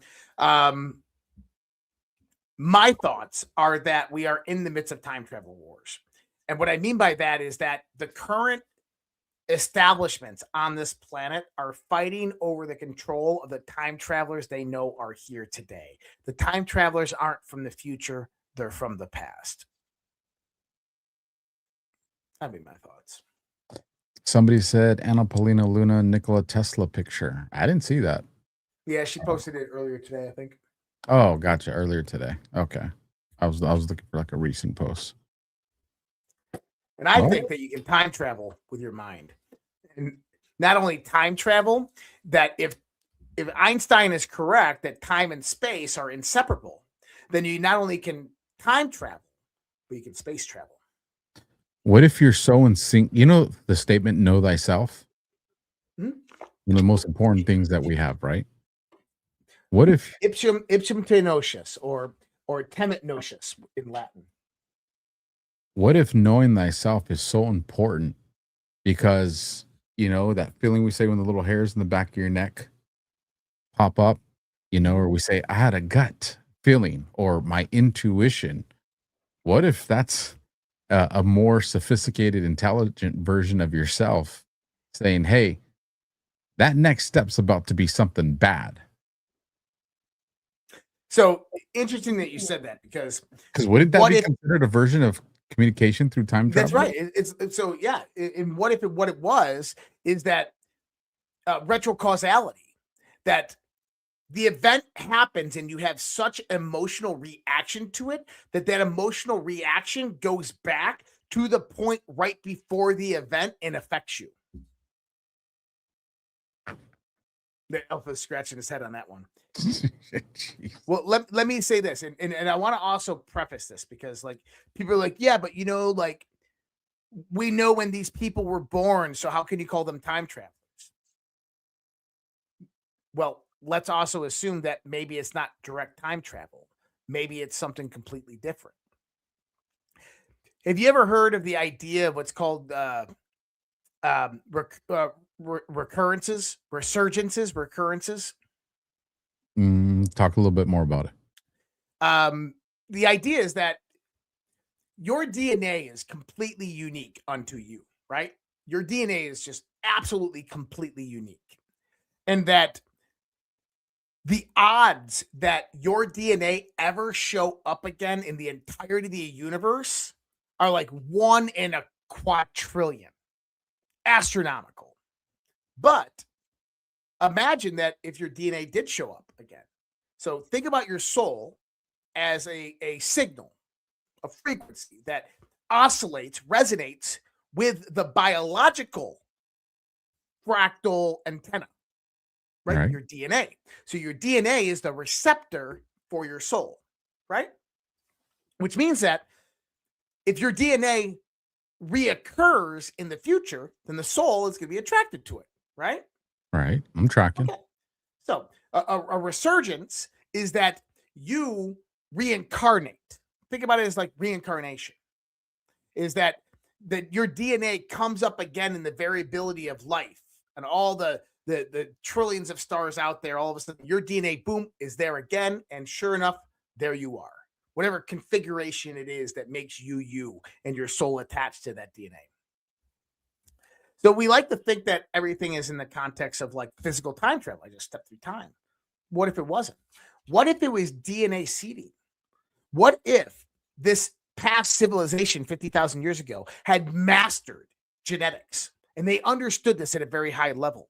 And what they did is they said, hey, let's go out there and seed humanity with a genetic variation that is going to evolve fractally, because your genes kind of evolve fractally. So when you start to mate with other genes and chromosomes mix and all this stuff, is you have an invariability of number of calculations of how those DNAs are going to combine. It's incalculable. But what if they were able to calculate it? What if they were not only able to calculate it, what if they were able to calculate that if we change these subtle parts of the DNA and then put an inscription in there, some type of seeding within the DNA, then what we know is going to happen is at some point in the future, humanity is going to start having recurrences of our civilization. So let's say 50,000 years ago or 12,500 years ago, a civilization was destroyed.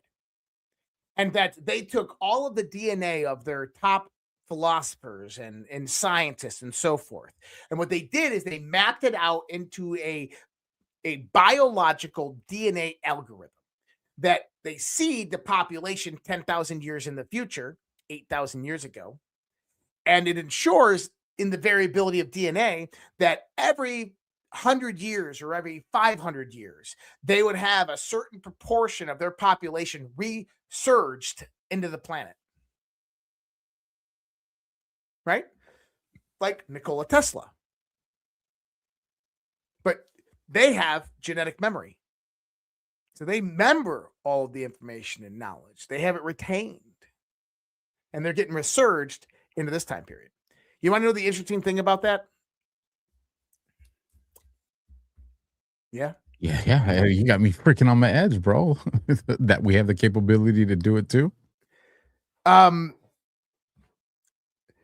I talked about how I was, I don't even want to say abducted. I had missing time from a UFO experience when I was 10 years old. Crawling through my backyard with my buddy in ninja uniforms and saw this bright light that comes down, thought it was a plane. Next thing I know, I'm crawling again and it's all wet. And I'm like, I'm soaked. And we got up, we ran to my dad's house. My dad's like, where the fuck have you been? We left at 10:30. It's now 4:30 in the morning. And I told this story 100 times and never realized I had missing time. And someone's like, you had missing time. I'm like, and even when they said it, I was like, no, I didn't. They're like, yeah, you did. I'm like I couldn't fathom it. Like it was a block in my mind. So then when it comes to knowing yourself, transcending the state, the mind, I can put my mind in a very deep meditative state. I don't want to say transcendental because that word's kind of ruined by the woo-woo spiritual community, but I can go into some very, very deep states of consciousness, right? Almost out of body type of stuff. I can do it. I've done it multiple different times. I can lucid dream. I can do all these things. So one of the things that I've learned over the years is self-hypnosis, how to kind of go into your own mind and look at memories to navigate your mental scape. And the one thing that you have to be careful about, and you have to keep this within the context of your mind, is that your brain will make up shit as it goes along to explain things that it can't explain. So just you have to keep that in mind because that's like the big default variable when you're doing these types of things. One of the methods that I use to do this is I get immersed in water, usually a shower. It's got to be moving and flowing water. And moving and flowing water puts me in this trance-like state. And I've used this example before, is like when I take a shower, Alpha, and I get out, I don't remember when I get out if my eyes were open or closed when I was in the shower. Usually I take a shower, like sometimes my eyes open, sometimes my eyes closed. I can't remember. Almost every single time I've ever taken a shower, I get out like, did I have my eyes closed? I don't remember. Because that's how deep of a meditative state I get into when I have flowing water on top of me. And so this one night, like I'm gonna figure out what the hell happened there. I'm gonna go. And I went with the intention of just going into this meditative state. The go back to that point in time in the memory in my mind. And I got about 15 minutes in under a hot shower. And like I kind of like when this happens with me, it's weird because your heart rate decreases, so you kind of feel like that. You know how like all of a sudden you hear like your whole body just rests and relaxes. Not only that, is I get like this. If your eyes are closed, if you ever had like a transition where it kind of like just shifts and kind of down, like I have this thing that happens. It's weird. I can sense it when it happens. But I had this thing that happens and like, okay, I'm there, right? And now I can kind of like remember the memory and I can visualize it and I can see it clear as day. And so I'm there and all of a sudden I remember I'm there and my eyes are closed and I open my eyes and my eyes are still closed in the visualization, but I open my eyes and there's this being in front of me. 6.5, 7 foot tall, kind of whitish gray, pale skin. He's wearing this this silver type of a long garment. In the front, there's these two green parts that come down like this, like emerald green. He's got some blue and purple linings on it. It's like it's shiny, but it's like you could tell it's just his regular wear stuff that he would wear. Very thin line humanoid face, no hair, not your quintessential alien, gray alien, but definitely like you're an alien. Now I'm keeping in mind, I don't know if this is my brain creating it because I'm like into this context of all of this. And I hear my buddy Tom, because this kid was with me. I hear him screaming and I look at the being and I think to myself and I say, do you know why he's scared? And they say, no. I said, because, I said, no, they said, I start, what is it? I start laughing. And they say, why are you laughing? I said, well, because I know why he's crying. They're like, why? Because he wants his mom. And he goes, well, why is he scared? I said, because he's never been here before. They said, well, why aren't you scared? And I said, because I've been here before. And he goes, Joshua, you remember. And this is where it gets interesting because at this point in time, I'm realizing that it's communicating me what we call telepathically, right? But here's the thing. It's not telepathic. So it's not like pictures in your mind. It's not like your the narrator voice in your head. It's Right. like he's right beside me talking in my ear, but it's in my head. If that makes sense. It's like some type of clairaudience. I don't know how it works, but like that's what it is. It's like he's talking right in my ear, standing in front of me, but it's in my head. Anyways, and he says, "Well, welcome back. Ask your questions." And I started asking questions. Who are you? Where are you from? All this stuff, and I understand that the answers are going to be diluted because it's my mind that's making that connection. And it even showed me like your mind is connected to this time frame, right? And I said, wait a minute. And this is where it gets fucked up. And I'm asking it all these things, and I'll get into what it told me here in a second. But this was the most important part of all this. I said, I'm sitting here, and I think it was 2024. I'm sitting here in 2024. This happened in 1991. I said, how are you communicating with me now? And the being kind of turns its head and looks at me and goes, that's why we took you. We took you then to communicate with you now. Think about that for a minute. They took me when I was 10 years old so that they could communicate with me when I was 42. That time didn't matter. That they connected to me through time. Okay? If you can fathom that. But what they told me was a story that I just told you. That they were on the verge of extinction, that their race was very, very frail, very, very old, and that they seeded their greatest scientists and philosophers, and they seeded all of these other people within their civilization within this DNA algorithm on this planet. And that what happens is the first civilization that they seeded on this planet, the whole civilization was resurgences of their entire civilization. And then they go and have genetic offspring, and you might get, a quarter of them, and then you would get an eighth of them, and then you'd get It just continues to diminish. and it continues to diminish until you get every so often, you get these node point resurgences where, 10,000 of them would be born when the populations increase. This makes one of the things I'm thinking about as you're saying is this goes to like Titor. Remember the baby circuses? Mhm. You know what I'm talking about? Where Yeah. It's not the baby circuit. What you're talking about is the world fairs and how The they world- had yes, incubators with babies in them. yes. It's where'd all these babies come from? All the orphanages. Hmm. Where'd all these kids come from? Well, how about this? Where did all the parents go? That's a better question. Where did all the parents go? Now, the way it was explained to me is that Atlantean civilization that we talked about, that was the original civilization that they started. So that Atlantean civilization that we just talked about 50,000 years ago, 200,000-year-old civilization, the first cataclysm happened 50,000 years ago, and then it happened another 25,000 years ago, and then it happened 12,500 years ago. That civilization was them.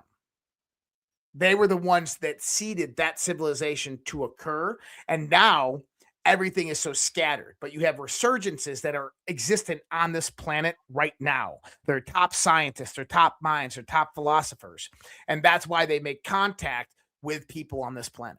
So are they just about self-perseverance, or like is this go along so we all get along? For them, it's about survival. For them, it's about continuing their lineage. Because the way he explained it to me is there's less than like 20,000 of them left in the universe, and they're scattered throughout the galaxy, and that they were at war with another race that had basically eliminated them, and that race poses a great threat to us if they ever found out their secret. Like I said, that this could all be fantastical fantasy that my mind is just creating to me in this meditation. I'm very well aware of that. But throughout my life, one thing that I've noticed is that I've met a lot of people, especially through the Red Pill Project, and that the one interesting thing about all of these people that I meet, it's almost as if we've met before. It's almost as if we know each other. Not know each other in this life, but we know each other through past lives. As like we've been together in various different places before. And we used to call it, by the way, there's a group of us, if you didn't know. And we called it what was it? The Fellowship of the Willow. The Fellowship of the Willow. And the Fellowship of the Willow is that the willow tree was our symbol. That's our initiatory symbol. That once you have a willow, we all want to be close to willows. We all see willows, and willows are the ones that initiate those memories inside of us of those past life and experiences. So And I've met hundreds, Alpha. Hundreds. Well, I wonder if I'm part of the sunflower clan, because I am drawn to freaking sunflowers, bro. Possibly. I mean, But- I'm being lighthearted, but who knows? Here's a thought, and I wish Now I could be remembered- crazy, Oh, you crazy? but I don't think I am. You crazy a little bit, a little bit crazy. I mean, as far as like time travel, right now it's 9:53 here on the West Coast. I go outside, Josh. I look up into the sky and I see stars. I see twinkling stars. That star is dead, Are you sure? but I'm seeing the light that's from however many hundreds of thousands of years, however long it took for that light to get here. So I'm seeing something that's very real to me now, but the object itself that I'm seeing no longer exists. Truthful. At least that's how science perceives it today. Although I think that in the next few years, that theory is going to change drastically. So there's some problems with the current James Webb telescope that we're finding. They're looking further back 18, 20 billion years into the universe's history. And what they're discovering is that there's galactic formations on the very edges of where the Big Bang should have happened that shouldn't be there, that no galaxies should even be there. And they don't understand why. Because we changed the timelines. Nope, because I got a theory. What's the theory? So light has all light is not necessarily the same. Okay. And it's something to understand in physics that not all light is created the same. Right? Like stellar light is not the same as laser light. And light can go through two different stages, coherence and decoherence. Now, at the center of a star, light actually, did you know that the center of the star, the light that is being released from that star towards its center actually takes hundreds of thousands of years to reach the surface of the sun? Mm-mm. Yeah, because it's getting swirled around and manipulated by gravity and everything like that. It takes hundreds of thousands of years. And this forms a coherent style of light to where that light is actually entangled in the middle of that star. Now, they claim that when that light is released and ejected, it takes more of a thermal perspective and it comes into a context of decoherence because of the environment of the star and the releasing of the star, how it's ejected through plasma channels, that ruins the coherence and the entanglement and puts it into a state of decoherence. I'm betting in the next 5 years, they learn that is actually wrong. That light sustains its coherence and entanglement from that star. What would that mean? That if light stayed completely entangled and in a state of coherence, then when you're looking at that star in the sky that is 100 billion light years away, you're actually seeing it right now. Because if it's entangled light in that stream, then that means that it's rendering and replicating the current transition state of that star, not the past. Got to remember, the light here and the light there are entangled. So you're seeing the light that's being currently ejected, the image of it, of what it is, and it's here. It'd be entangled, coherent light. We're going to find out that starlight is coherent, entangled light, and that we're not looking deep back billions of years. We're actually looking at the current state of now. Well, if we figure that out, wouldn't we be able to figure out how then we can connect with one part of the light to the other part of the light so that we're entangled with it as well? Well, wouldn't it be interesting if that theory is true? Not only does whatever you just said there make sense, is that now you can communicate instantaneously any place and space and time with any civilization. Now you can just get onto that frequency beam that is coming here and tangle along with it with a particle. And now you can communicate with them. If we could ever learn how to actually communicate through entanglement, which we already have.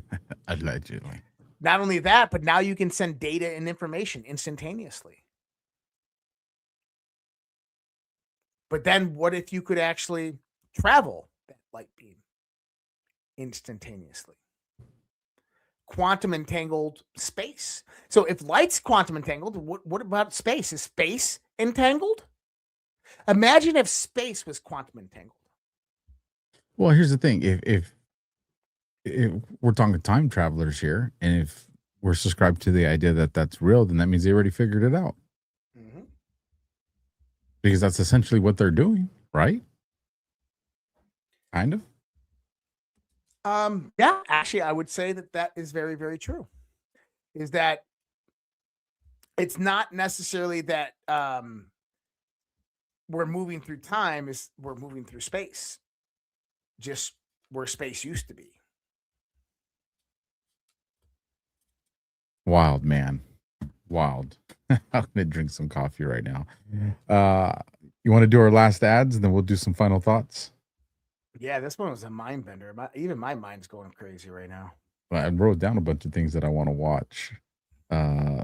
Fringe, you need to watch the whole damn series. I did. I wrote it down. And the one too with Jet Li, you spiked my interest with that one. I want to watch that one too.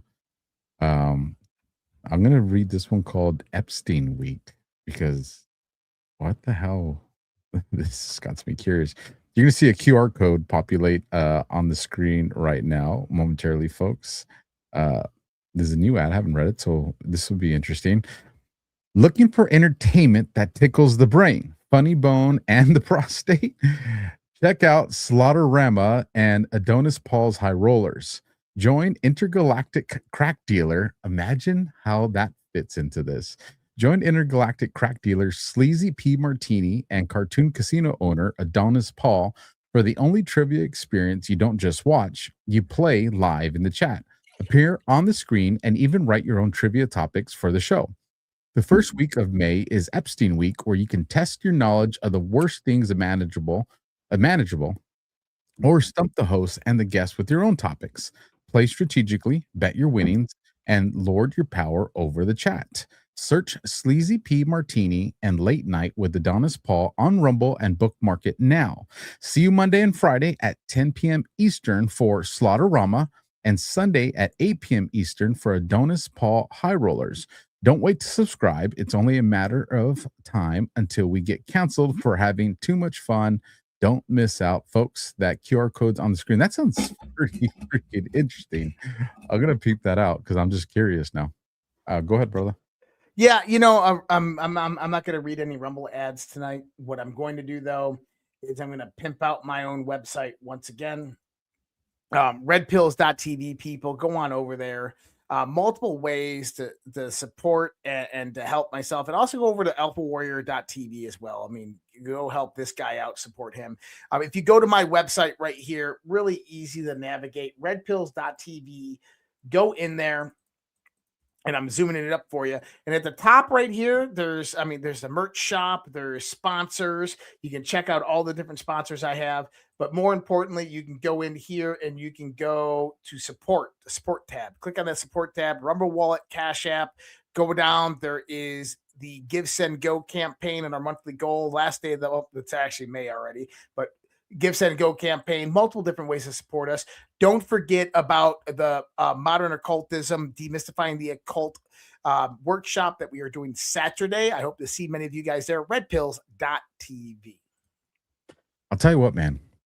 These conversations are freaking thought-provoking for me. Y'all know, this is all still very new to me. I love getting into these topics and learning. I will go into the comments and read what you guys had to say. I love it, and sometimes I also regret it, just depending what I run into.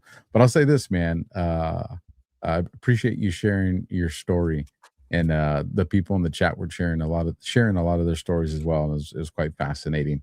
You guys make sure that you tune into DEF CON 0 and make sure you tune into Q After Hours. Those are the other shows that you'll catch me and Josh as well. That's Tuesdays at 10:30 p.m. Eastern and Sunday at 11 p.m. Eastern. So don't forget about those shows. And Josh, I'll give it to you to close it out.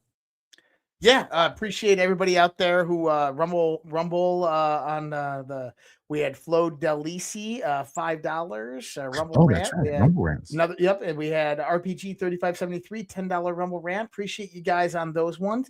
Didn't have many come through. I didn't see any come in on YouTube, but we had a big crowd.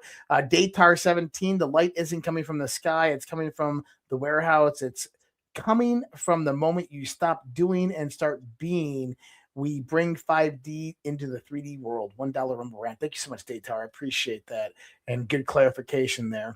and scrolling down to see if there is any more that came in. And I didn't see any more, but 1,400 people out there. Do me a favor with all you 1,400 people, is that only 481 of you have hit that thumbs up button. Let's get that other 1,000 out there to hit that thumbs up button. And if you're new here and like the show, definitely go ahead and follow. And then go on over to redpills.tv. You saved my bacon because a lot of Rumble Rents came in, and I was going to forget. So you saved my ass. So let's go through these real quick. $5 from Flo, or maybe I'm here. LOL. Maybe Flo. $50 from the Boom Diggity. Do y'all think Donald J. Trump was inserted into our timeline to stop nuclear war, and maybe why he continually says our country was dead? I mean, you think about the books that Josh was talking about earlier tonight with, Baron Trump and the journey. Listen, I'm open to that concept, Boom Diggity. Like I am trying, knowing how much that they have propagandized us to be closed off to a lot of these theories. I do my best to fight myself every time my mind says, no, don't believe that. That's crazy. I do my best to tell myself, maybe, just listen, maybe. This way, I don't allow them to tell me what I'm going to at least accept as information. So, Boom Diggity, I don't know. Maybe. $5 from Carlos Lacu. Alpha, it is my thinking that what we thought about has exists, or is going to exist, created to be created, or will be created. We are the creators of everything express can be created. The power of thought. I actually tracked with you on that one, Carlos, and I like that. $5 from Zimhurt. Josh, love you, man. Keep up the great work. 100%. Josh, wait, hold on. You owe me $5. That one was for me. It is. $20 from 2812 DPJ. I keep getting strange text draftings on my phone that I'm not doing. A lot is gibberish, but there are genuine words mixed in. You're probably getting hacked by the FBI or the CIA. It sounds like it. I'll throw that phone out the window and get a new phone, 2812. Dollar for dollar, ZBM. I'm all for the idea of time travel and no space travel, because space travel makes way less sense to me, especially when we learned how connected we are to the Earth and how leaving is unhealthy for humans. Just saying. Interesting, ZBM. $5 from Miss Rhea Freedom Fighter 369. Energy, frequency, and vibration. Yep. $1 from Flo. Guys, ask Zach how to say my last name. LOL. You said I could just say Flo. $5 last one. J-Law Bronco. Let's go, Alpha. Can you post an old pic of one of your dirt bikes? Hell yeah, I can do that. I'll go grab one tonight. I'll post one of my sport bike and my dirt bike. I'll throw one that has my racing number on it too. I used to do amateur dirt bike racing. So you guys will get a kick out of that. A much thinner Alpha too. That's all I got. No YouTube super chats. I agree with Josh, folks. Smash the thumb, hit the heart. If you've been watching over here for me, do me a solid. Go jump on Josh's and hit the thumb and hit the heart. Help him with the algorithm too. And you guys just do that all day. You guys help us. That's all I got, brother. I got nothing else if you don't got nothing else. I'm good. Appreciate you guys. Thank you for the conversation. We'll see you next Thursday on the OG show. Good night. There you got it. We'll catch you guys next time. Good night. God bless.